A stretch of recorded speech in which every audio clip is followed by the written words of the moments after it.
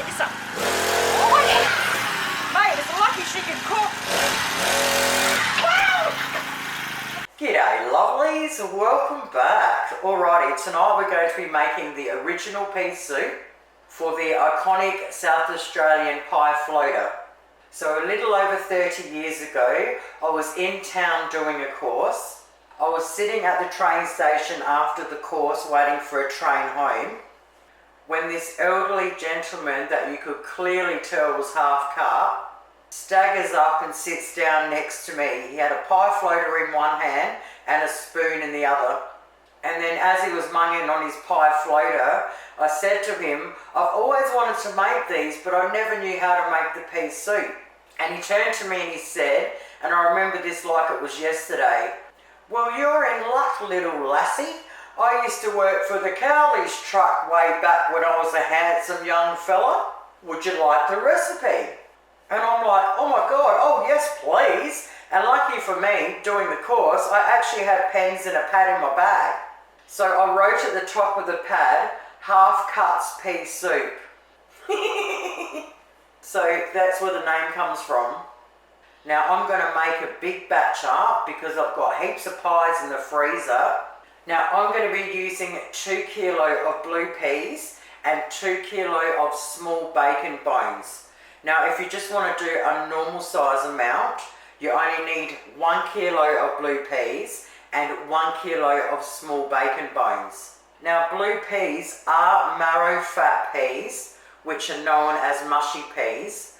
The only difference between the blue pea and the marrow fat pea is the blue pea still has its skin on. So if Gaganis Brothers are still around, you can get them from there. I bought mine from Drake's a while ago, but Coles sell them now as well. So with the blue peas, we need to soak them for 12 hours. So it's 10 o'clock at night at the moment. So I'm going to soak them, that way 10 o'clock in the morning, I can start cooking the pea soup. Okay, so the first thing we need to do is get out a big pot. If you're going to be doing a big double batch like me, get out a really big pot. Chuck our peas in. Alright, so over the 12 hours, the peas are going to swell right up. So I don't know if you can see, but they're down here. So I'm going to put heaps of water in, say right up to, say the 3/4 mark. So whether you've got a kilo or 2 kilo, put a lot of water in. I'd rather more water than not enough. So I'm just going to pour a heap of cold water in from out the tap. Now for 2 kilo of peas, we want a tablespoon of bicarb soda. And if you're using 1 kilo of peas, you want 2 teaspoons of bicarb soda. I will write that down below the description as always. Down below in the description as always. Alright, now we want to give that a very good mix through. Don't mind my beaten up old pot, I've had it for decades. Okay, now we're just going to sit a lid on it and we're just going to leave it sit there for the 12 hours till 10 o'clock in the morning. Alright, I've completely misjudged the size of my pot. I've completely misjudged just how many peas we've got. Please forgive me. It's been a very long time between pea soups. So what I'm going to do is exactly halve the peas and I'll make one batch of pea soup up on camera and then I'll make the other batch up after. Alright, well they have come up beautifully. So the next thing we want to do is we're going to have to get out a couple of big bowls. We want to get a strainer out and we only want to put roughly 3 cups of peas in the strainer at a time. We want to put it under running cold water and we want to rinse them really, really well. Then we want to just run our fingers through them and just have a look and make sure there's no stones or anything in there that doesn't look like a pea. So out of that whole batch, I had no stones or anything that shouldn't be in there. Normally, if you're using a metal strainer, as you're swishing it around, if there happens to be a stone in there, you will hear it. But yeah, these 2 batches were great. There was absolutely nothing in them. So it's really important to rinse them really well because we want to get all that bicarb soda off. Alrighty, I'm just going to move that 1 kilo of clean peas out the way for a minute. Now for the one batch, we're going to need 1 kilo of the small bacon bones. So I grabbed 2 kilos from the IGA, and it looks like they come from the Mount Pleasant butcher. So I'll divide that in half and put 1 kilo of bacon bones in our big pot. The South Australian pie cart floater is very different to the British pie floater. So the British pie floater is usually bright green, thick, mushy peas with a meat pie, mashed potato and gravy. The South Australian pie cart floater is a big pile of sloppy awesomeness. Now we add our kilo of clean peas.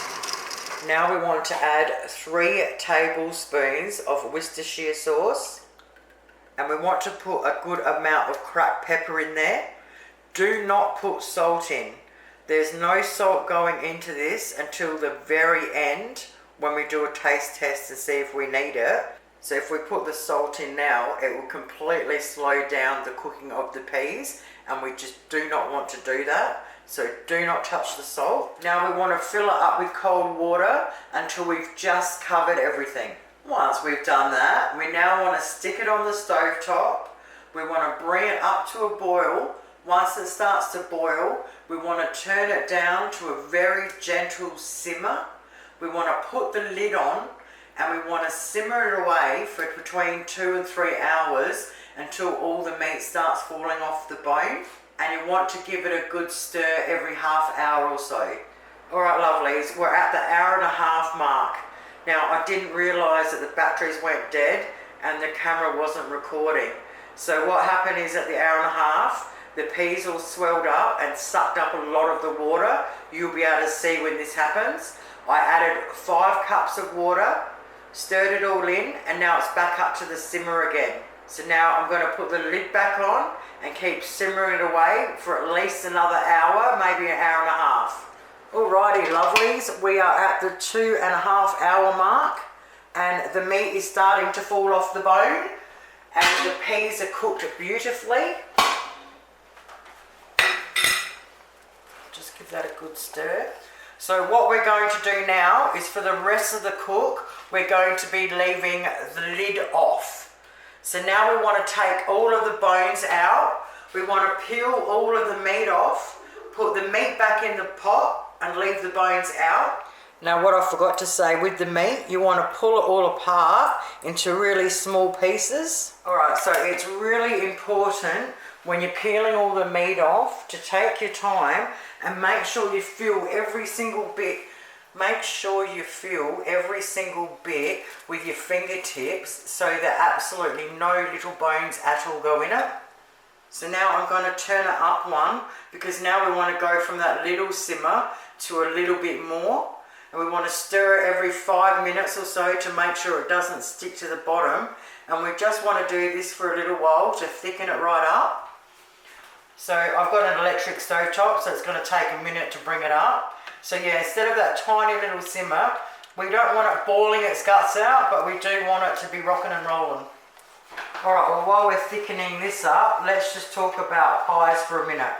So we have here the Aussie meat pies we made in the Anko Pie Maker on Monday night. Now I will put the pie maker video at the end of this one if you didn't see it. Now if you want to make the Aussie meat pie, but you don't have a pie maker, many years ago I made the Aussie meat pie video that we do them in the oven. So I will also put that one at the end of this video so you can make your meat pies whether you've got a maker or not. So for today's video I went out and bought a box of Balfour's frozen meat pies. So I'm going to bang a couple in the oven and heat them up. Alrighty, it's been 15 minutes. And for me, I think that is perfectly thick enough.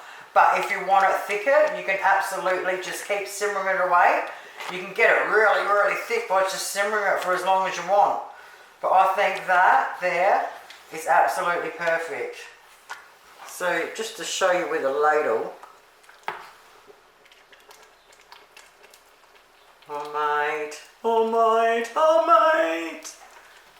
So putting the lid on and leave it sitting there while we get our pies ready, As it cools down, it thickens up that little bit more as well.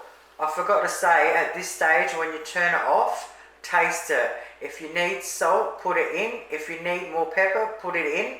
I tasted it and it's perfect just the way it is. So we get our pie and we turn it upside down.